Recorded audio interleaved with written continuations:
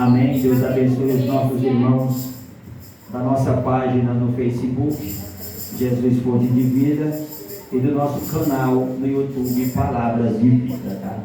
A palavra é a primeira epístola de Paulo aos Coríntios, o capítulo é o 13, tá? Capítulo 13 da primeira epístola de Paulo aos Coríntios. Essa palavra, irmãos, filosoficamente falando, ela é linda de ser pronunciada, viu? Linda de ser pronunciada, mas amarga para ser vivida, viu, irmão? É muito bom a gente falar de amor, né, irmão? Falar de amor, cantar sobre o amor, é bom demais. Agora, viver, meu irmão, viver, pensa num negócio estreito. E eu estava pensando, como eu preguei aqui sexta-feira sobre as 3 dimensões da paz, está no nosso canal do YouTube, tá? As 3 dimensões da paz. Eu vou falar sobre as 3 dimensões do amor aqui nessa noite. 1 Coríntios capítulo 13 diz assim, ó: ainda que eu falasse a língua dos homens e dos anjos e não tivesse caridade, seria como metal que soa ou como sino que tine. E ainda que eu tivesse o dom de profecia e conhecesse todos os mistérios, toda a ciência, e ainda que eu tivesse toda a fé de maneira tal que transportasse os montes e não tivesse caridade, nada seria. E ainda que distribuísse toda a minha fortuna para sustento dos pobres, e ainda que entregasse o meu corpo para ser queimado e não tivesse caridade, nada disso me aproveitaria. A caridade é sofredora, é benigna. A caridade não é invejosa. A caridade não trata com leviandade, não se ensoberbece, não se porta com indecência, não busca os seus interesses, não se irrita, não suspeita mal, não folga com a injustiça, mas folga com a verdade. Tudo sofre, tudo crê, tudo espera e tudo suporta. A caridade nunca falha, mas havendo profecias serão aniquiladas, havendo línguas cessarão, havendo ciências desaparecerá, porque em parte conhecemos e em parte profetizamos. Mas quando vier o que é perfeito, então o que é em parte será aniquilado. Quando eu era menino, falava como menino, sentia como menino, discorria como menino, mas logo que cheguei a ser homem, acabei com as coisas de menino. Porque agora vemos por espelho o enigma, mas então veremos face a face. Agora conheço em parte, mas então conhecerei como também sou conhecido. Agora, pois, permanece a fé, a esperança e a caridade. Estas 3, mas a maior destas é a caridade. Somente até aí, vamos orar. Deus, aqui está a tua palavra que foi lida, Senhor. Eu creio que o Senhor vai falar nessa noite de uma forma profunda. Eu creio que o Senhor vai se revelar no oculto, Pai, e no escondido. Eu creio que o Senhor vai falar comigo, vai falar com meu irmão, com a minha irmã, vai falar com todos os teus servos que estão aqui, como aqueles que vão nos assistir também através do YouTube e através da nossa página no Facebook, Jesus Fonte de Vida. Fala conosco segundo o teu querer e segundo a tua vontade, em nome de Jesus, em nome de Jesus, amém. E amém. Jesus querido, senta. Se você puder aplaudir o Senhor, vai ser bonito.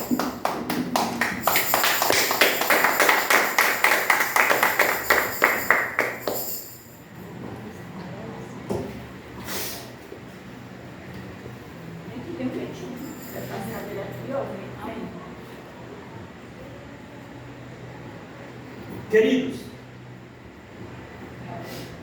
esta palavra de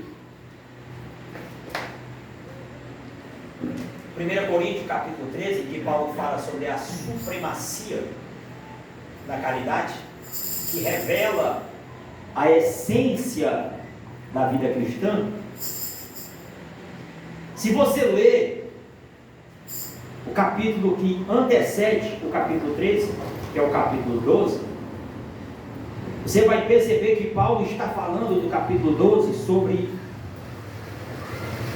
os dons espirituais.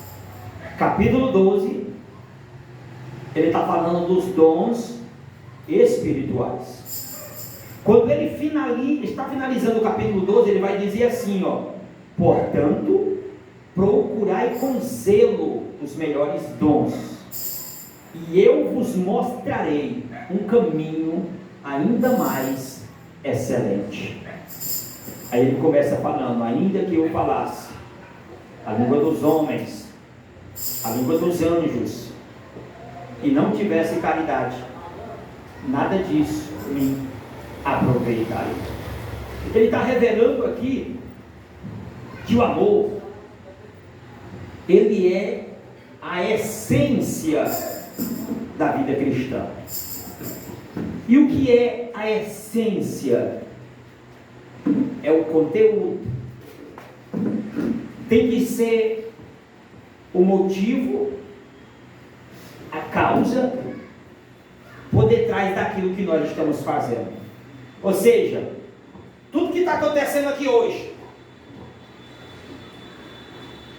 se não tiver o amor como carro-chefe, como motor gerador de força, como motivador da nossa presença aqui nessa noite, tudo é em vão. Se eu estiver pregando essa palavra aqui nessa noite, gravando, só para me exibir, eu estou fazendo sacrifício de todo, porque é em vão. Tudo, absolutamente tudo, tem que ter o amor como essência. Tem que ter o amor como motivo. Porque se não tiver o amor como motivo, como causa, é em vão. Ele expressa isso de uma forma tão clara, que nem desenhando sai mais claro do que como ele explicou aqui no capítulo 13. Ainda que eu falasse a língua dos homens, a língua dos anjos, ainda que eu tivesse uma fé tão grande, que transportasse os montes, se não tivesse caridade, nada disso me aproveitaria.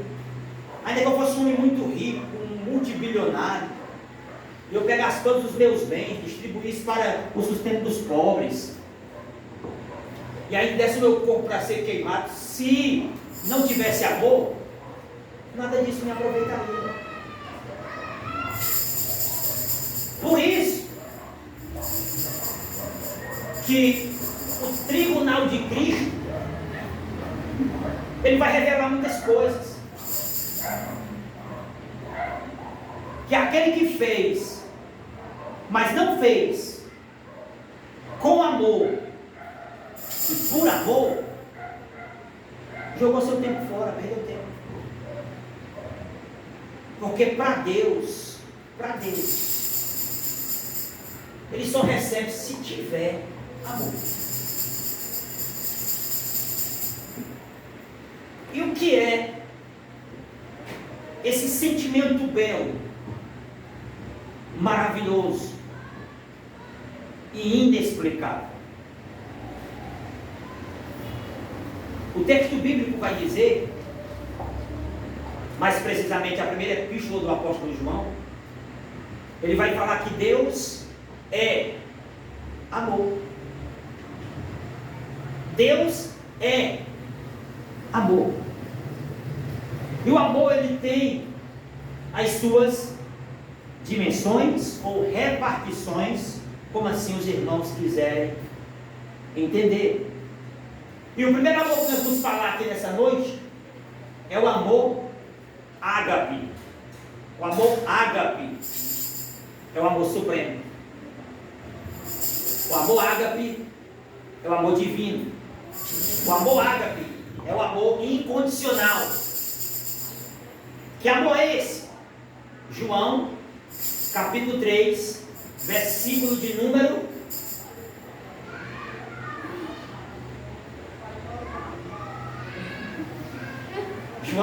capítulo 3, versículo de número.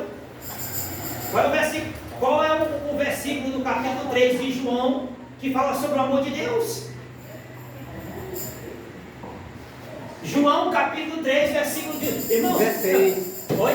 16. 16. Até que tinham para salvar a pátria.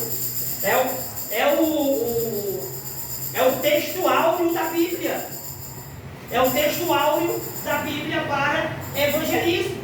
Porque Deus amou o mundo de tal maneira que deu o seu Filho unigênito para que todo aquele que nele crê não pereça, mas tenha vida eterna. Porque Deus enviou o seu Filho ao mundo não para condenar o mundo, para que o mundo fosse salvo por ele. Você está entendendo? Por isso que Deus é amor. Ele nos amou incondicionalmente. Por quê?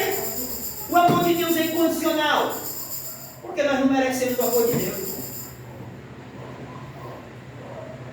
Só traçando aqui um paralelo entre amor, graça e salvação. Por que a salvação é de graça? Porque nós não somos dignos da salvação. Nós não temos mérito próprio para ser salvo. Aí Deus nos ama primeiro, antes de nós ser gerados no ventre materno. Antes de nós ser concebidos no ventre materno, Deus, veja que palavra profunda, irmão. Deus nos amou antes da nossa existência. Ou seja, antes da irmã existir, Deus já te amava. Antes de tu existir, Deus já te amava. Na sua infinita onisciência, presciência, conhecendo passado, presente e futuro, Ele já fez tudo de forma pensada. Por isso que esse amor não tem intelectual no mundo que consiga explicar ele na sua totalidade. Amor de Deus não se explica, só se recebe. Só isso. Não tente explicar o amor de Deus para ninguém, porque o amor de Deus não se explica.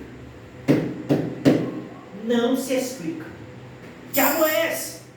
Que chega com um homicida, com um ladrão. Imagina, o cara fez N besteira da vida, o cara passou a vida inteira fazendo desgraça, coisa ruim.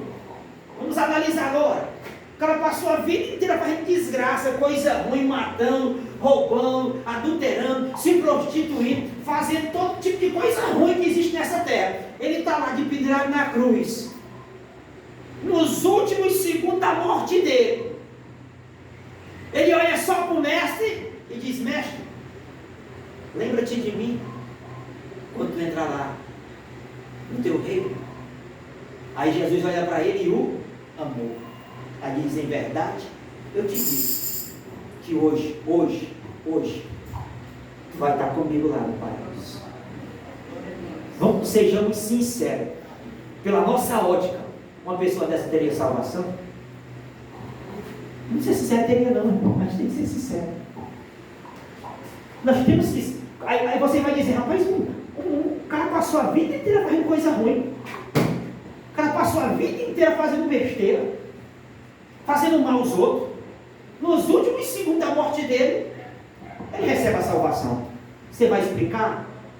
É por isso que tem, me desculpa que a expressão que eu vou usar, irmãos, tá? É por isso que tem muito teólogo aí se embananando nas palavras. Eu vou dar um recado aqui agora: não tente explicar o inexplicável. Se não tem explicação, se cale e se emudeça, que é melhor. Porque você vai dar uma de intelectualzão, de bichãozão, de um senhor das palavras, e vai acabar se complicando. Porque amor de Deus não se explica, só se recebe. Só se recebe. É o ágape. É o amor divino, que nos abraça, que nos recebe, que nos perdoa, mesmo sem nós sermos dignos, merecedores desse amor. Mas é tremendo. É tremendo. De uma coisa nós temos certeza: Deus, Ele provou seu amor para conosco. Provou ou não provou? Provou ou não provou? Agora eu quero já tirar aqui da parte de Deus, que de Deus nós já sabemos que Ele nos ama, e quero fazer uma pergunta para nós mesmos. Agora é nós amamos a Deus? É nós. Eu quero dar algumas referências bíblicas, aí você vai analisar se você ama a Deus ou não. Porque na boca, né, irmãos, todo mundo ama. Na boca todo mundo diz que ama a Deus. Eu amo a Deus porque eu frequento os cultos. Não prova, irmãos. Eu amo a Deus porque eu sou do manto, eu sou do mistério. Isso não prova que a pessoa ama a Deus. Não prova. O que prova eu vou dizer agora. Vamos lá. João capítulo 14, versículo 15. Aquele que tem os meus mandamentos e os guarda aqui é o mesmo que obedecer. Ele vai dizer: este é o que me ama. Pronto, seu assunto. Vou repetir, aquele que tem os meus mandamentos e os guarda, este é o que me ama. Pronto. É quem tem os mandamentos do Senhor e os obedece. Esse é o que me ama. Mesmo capítulo, esse capítulo tem um capítulo riquíssimo em informação. João 14, 21. Se alguém me ama, guardará a minha palavra. Quem não me ama, não guarda as minhas palavras. João 14, 23 e 24. Irmãos, é a prova que um cristão, ele ama a Deus. É quando ele guarda a palavra do Senhor no seu coração. Quando ele obedece a palavra do Senhor. Deus, Ele já provou e tem provado o amor dele para conosco. Esse amor aqui, como eu já falei, precisa nem eu entrar em detalhes, porque não se explica. É o ágape, é o incondicional, tá? Então, só se recebe. Agora nós vamos falar do amor na dimensão do nosso próximo, tá? O amor ao nosso próximo. Que amor é esse? Esse amor aqui não é igual o ágape, tá? Olha o que o apóstolo João ele vai falar. Amados, amemo-nos uns aos outros, porque a caridade, o amor é de Deus, e qualquer que ama é nascido de Deus e conhece a Deus. Aquele que não ama não conhece a Deus, porque Deus é caridade, porque Deus é amor. Então que nós possamos, no nome de Jesus Cristo, entender que se nós amamos o nosso próximo, e o amor que eu estou falando aqui é o amor filho, tá? Amor ao próximo, ao nosso semelhante. É algo raro de se ver nesses dias.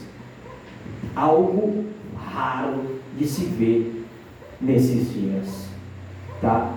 Mas nós como cristão, nós temos que amar o nosso irmão em Cristo Jesus. Por que nós temos que amar o nosso irmão em Cristo Jesus?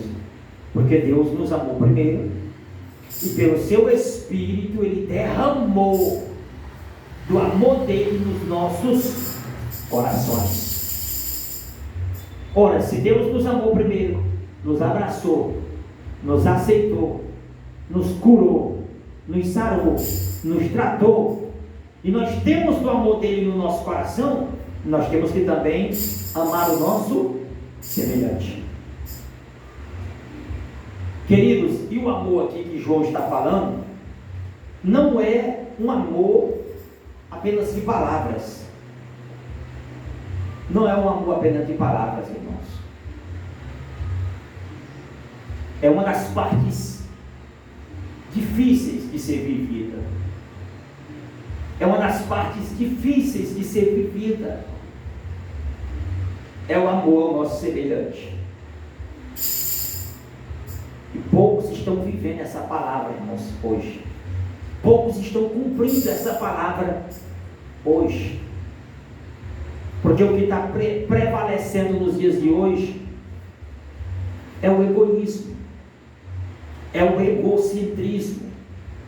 Só que nós vamos aprender aqui, na mesma epístola do apóstolo João, o quanto é sério. E quando eu falo de amar o nosso próximo, as pessoas confundem, né? O amor filho, o amor ao próximo, ao semelhante. Suponhamos que eu amo o nosso irmão Everton em Cristo Jesus. Por eu amar ele em Cristo Jesus, não significa que eu tenho que estar dentro da casa dele direto.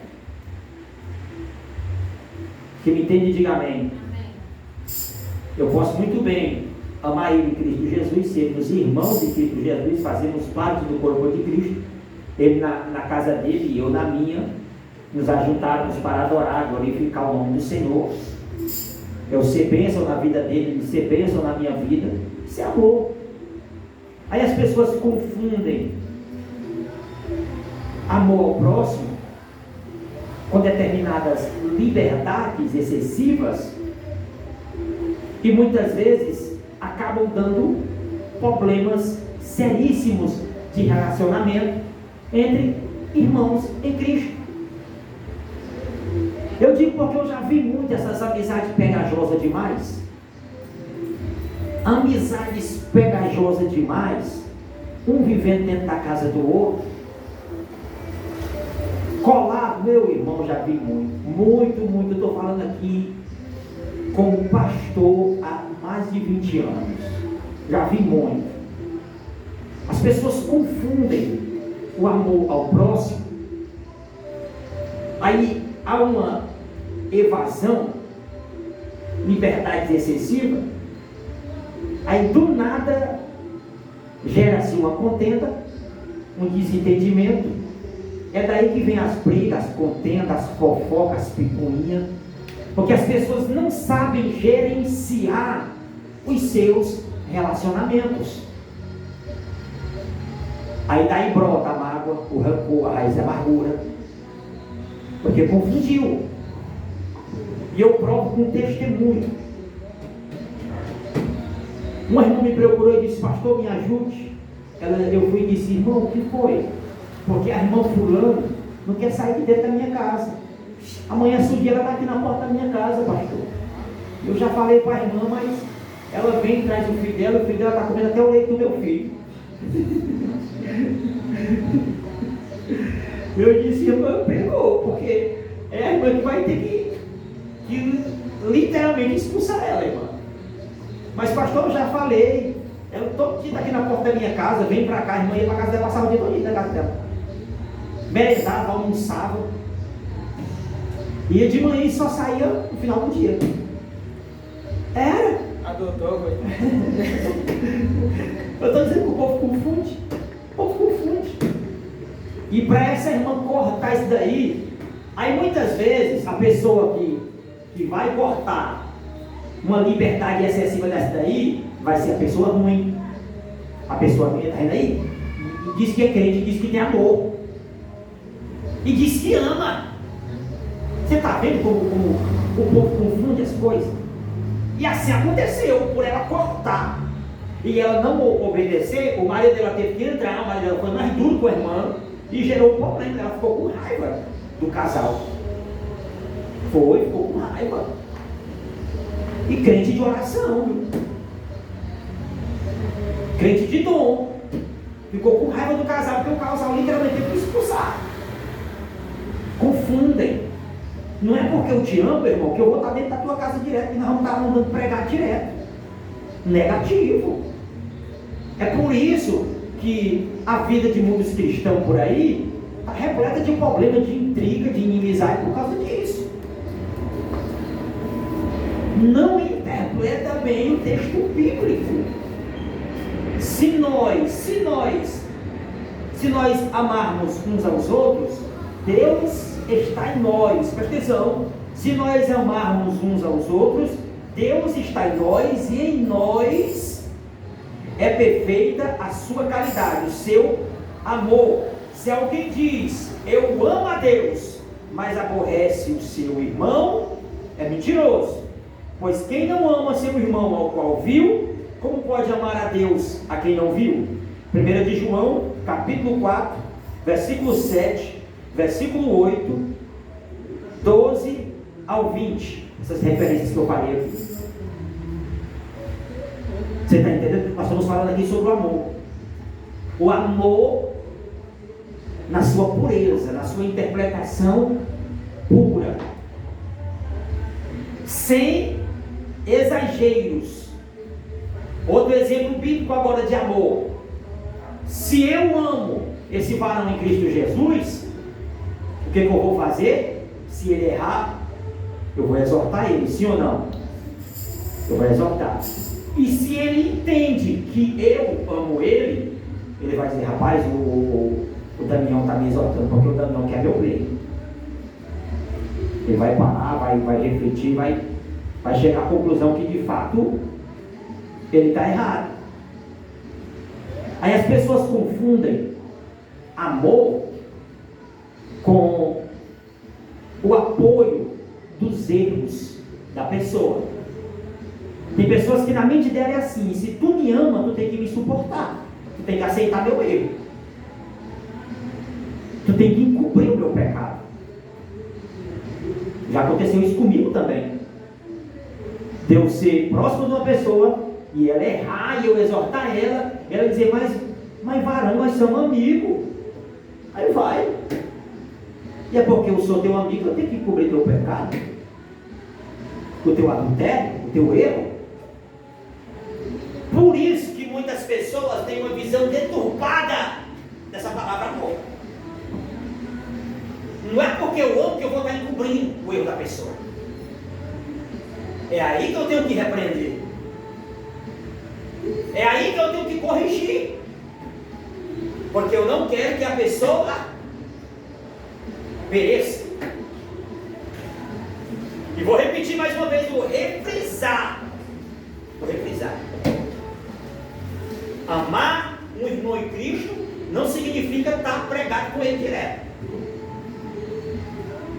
Está dentro da casa dele igual a dita irmã que eu citei aqui. Tá? Foi sério, mano.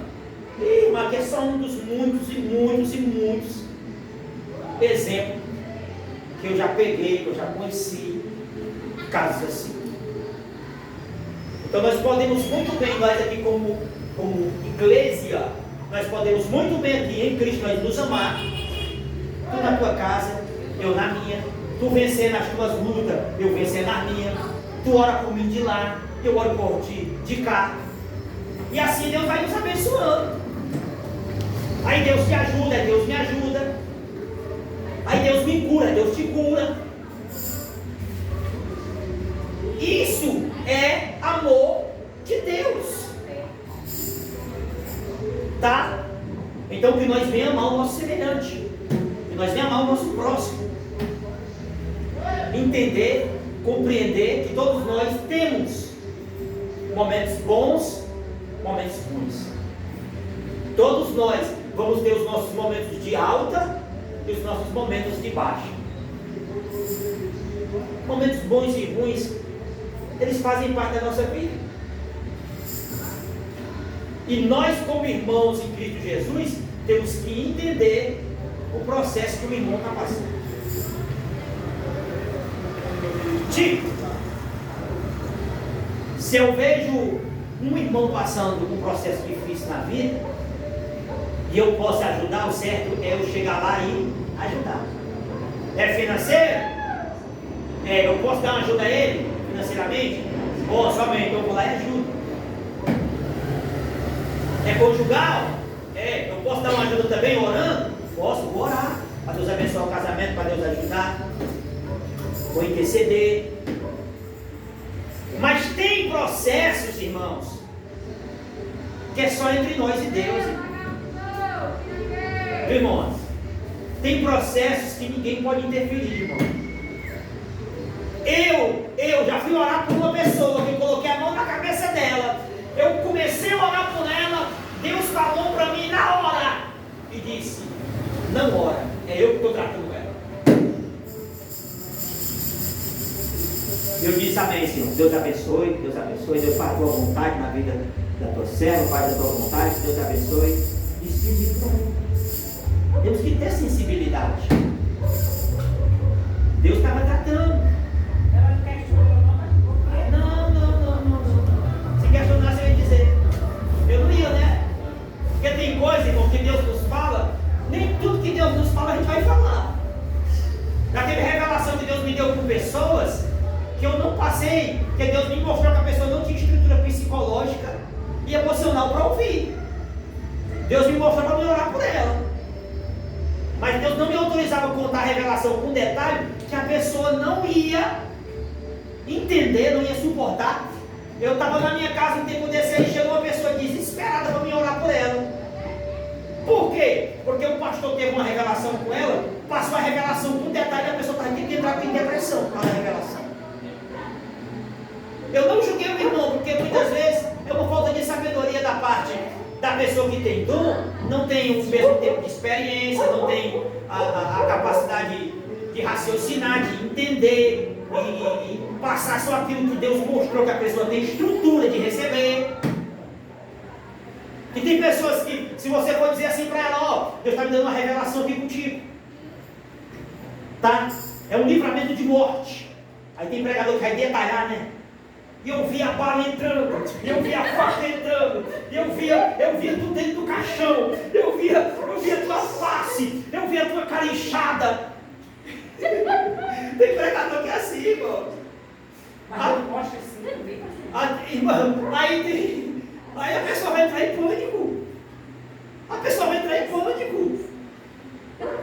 Por isso que a gente tem que ter sabedoria da parte de Deus. Tá? Tem que ter sabedoria. Quem me ouve, diga amém. Amém. Então, se eu amo, eu corrijo. Se eu amo, eu repreendo. Eu ensino. Eu ademoesto. E eu não compactuo com o pecado. Com sabedoria. Tem uma frase por aí que diz: exorta em particular e elogia em público. Então, se eu amo, eu vou procurar ser o mais discreto, chamar a pessoa para perto de mim, repreender com sabedoria para ganhar ela, né? O que diz o texto bíblico? Se o teu irmão pecar contra ti, repreende ele no meio de todo mundo. É assim que diz o texto? Não. Repreende ele entre tu e ele. Sabe? Se teu irmão pecar contra ti, tu chama ele para conversar. É isso, é aquilo. Sabedoria. Né? E já tem pessoas que são do show, que gostam de show. Né? Esses daí são os artistas da vida, gostam de dar show, chamar a atenção de todo mundo. Essas pessoas baixas aí, irmão, ninguém dá palanque para elas não. Quando eu vejo pessoas baixas assim, eu não dou palanque. Dou não. Quer fazer show, vai fazer show, não vou dizer onde é. Vou nem dizer. Essas pessoas que gostam de palanque, gostam de show, ninguém dá palanque para elas não. A gente tem que ter sabedoria. Voltando aqui ao nosso raciocínio, então nós vamos concluir hoje. Amar ao nosso próximo como a nós. Eu já estou entrando dimensão. Amar o nosso próximo. Então ama o teu semelhante e vamos nos amar em Cristo Jesus. Tá? Terceira dimensão para nós encerrar. Dimensão interior. Olha o mandamento: ama o Senhor teu Deus de todas as tuas forças, de todo o teu ser, de todo o teu intelecto, e ao teu próximo como a ti. Perceba que primeiro vem o amor a Deus, depois vem o amor a mim.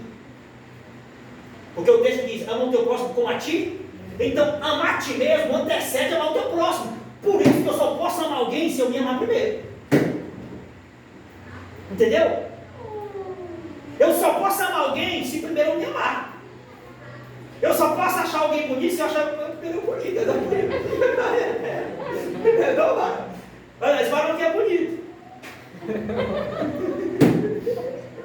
Eu vou te constranger, mano. É bonito, mano. É bonito, é lindo. Né? Eu só posso achar alguém bonito se eu me achar bonito. E pessoas que não se acham bonitas, isso daí é complexo de inferioridade, não tem que se libertar. E pessoas que detestam o espelho. Nós temos que nos amar, entendeu? Se eu não me amar, meu irmão, irmãos, eis aí o motivo de muitas pessoas estar padecendo. Como é que eu vou amar a minha esposa se eu não me amo? Como é que eu vou amar alguém? Por isso que muitas pessoas nos seus relacionamentos não estão obrando isso, porque estão entrando em relacionamento sem antes se amar. Eu não estou fazendo apologia aqui ao narcisismo. Eu já ensinei para vocês aqui o que é narcisismo, porque muitas pessoas podem pensar assim: o pastor Damião usa umas palavras assim difíceis, não explica. Eu já expliquei aqui diversas vezes o que é narcisismo. Os irmãos sabem o que é narcisismo, né? Eu não sei não. Já ensinei diversas vezes o que é Eu não narcisismo. sei não. Quando eu esqueço por lá, Você sabe, né, irmãos? Sabe. Eu já ensinei aqui diversas vezes o que é narcisismo. Eu vou explicar de novo. Vou explicar de novo o que é narcisismo. Eu estava até conversando com esse varão, que eu gosto muito de assistir filme de mitologia grega, porque a gente... Antes de o varão explicar o que era narcisismo, né? Eu pensava que narcisismo era pessoa nazista, mano. Tá vendo como é bom a gente ensinar? Eu gosto muito de assistir filme da mitologia grega, porque a gente aprende muito sobre os deuses deles. E conhecimento nunca é demais, sempre acrescenta, né? Então, o que ensina a mitologia no que diz respeito a Narciso?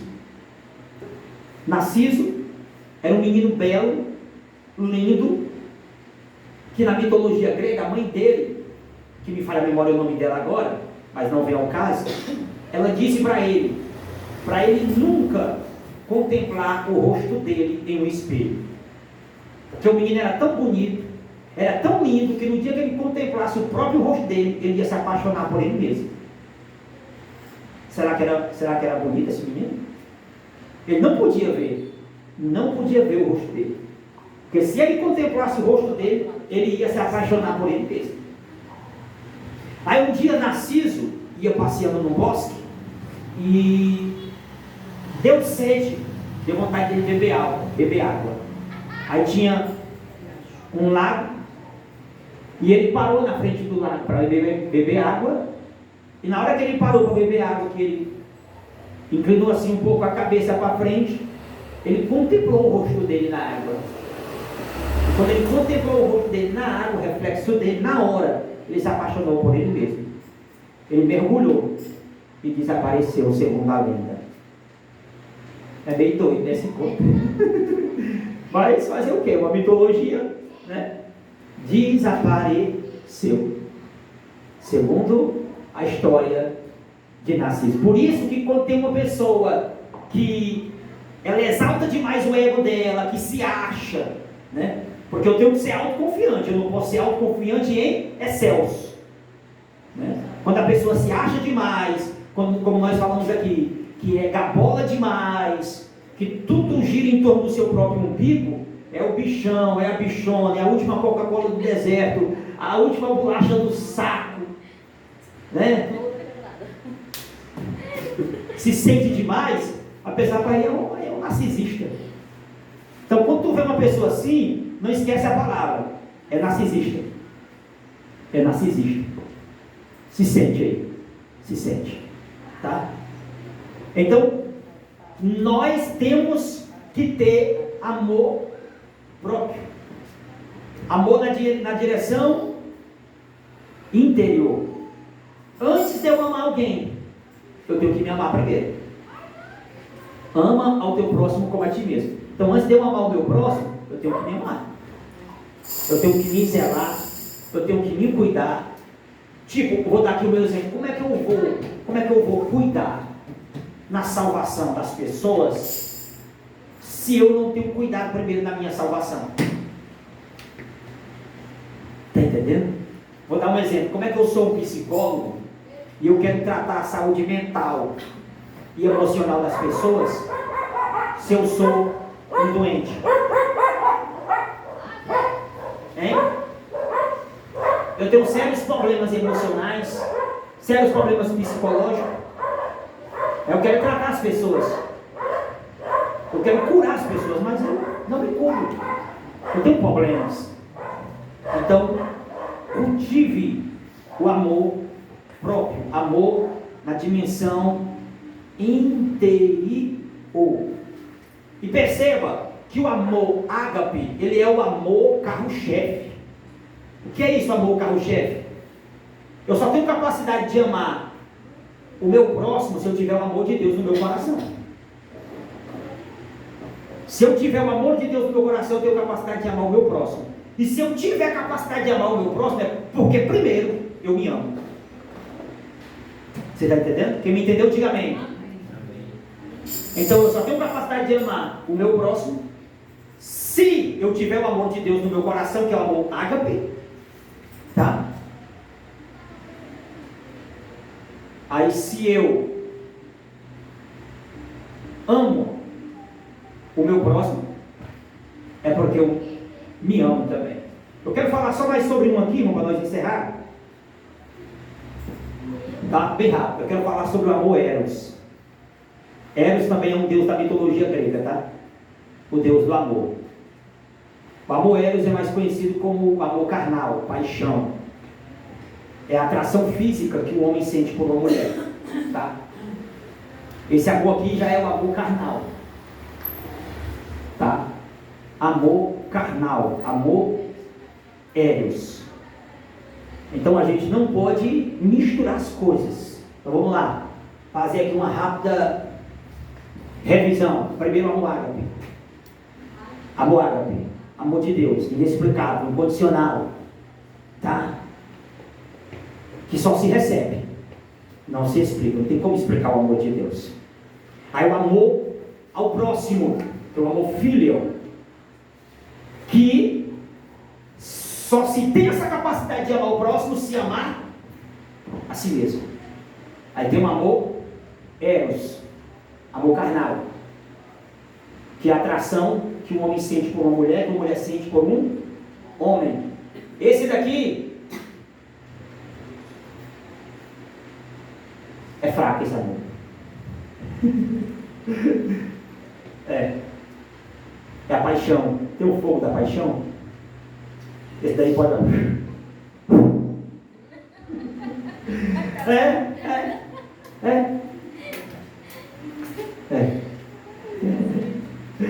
Eita, Jesus. Mas tem cada próximo, viu? Que não ajuda muito, não. Estou se amando muito, não. Viu, irmãos? Então, que nós possamos, que aprendeu de Deus aqui nessa noite, diga amém. Amém. Então, se alguém te perguntar o que é um narcisista, você já sabe, né? Tá? Se alguém te perguntar o que é o amor ágape, você já sabe. Se alguém te perguntar o que é o amor eros, você também já sabe. Sim, só refrisando. Eros, na mitologia grega, é filho de Afrodite, também a deusa do amor. Tá? Não vou entrar em detalhes, porque eu não vou pregar mitologia, estou pregando a palavra. É só para trazer uma rápida explicação. Então guarda essa palavra no teu coração e se esforça para praticar, tá? Que o Santo de Israel transborde do amor dele no meu coração e no teu coração, tá? Que o amor dele nos inunde, nos encha, nos transborde, para nós viver na total e completa plenitude desse amor para a glória de Deus. Justamente hoje, meu irmão, estamos vivendo uma crise generalizada. O amor esfriou, irmão. Que não seja o meu e o teu no nosso coração, mas o amor esfriou. É fato bíblico. Mateus capítulo 24, versículo 12. Por se multiplicar a iniquidade, o amor de muitos esfriará. Hoje, parece que os homens têm um cubo de gelo no lugar do coração. São frios, calculistas, sem afeição natural, mais amantes dos deleites, dos prazeres do que amantes de Deus. Que o Senhor nos cubra, irmão, que o Senhor nos guarde, que Ele transborde desse amor no nosso coração, para nós ir atrás das almas perdidas. Amém, queridos? Deus abençoe os nossos irmãos do nosso canal no YouTube Palavras de Vida, e dos nossos irmãos que nos seguem na nossa página no Facebook, Jesus Fonte de Vida. Shalom e a paz do Senhor Jesus Cristo. Deus abençoe. Pode aplaudir.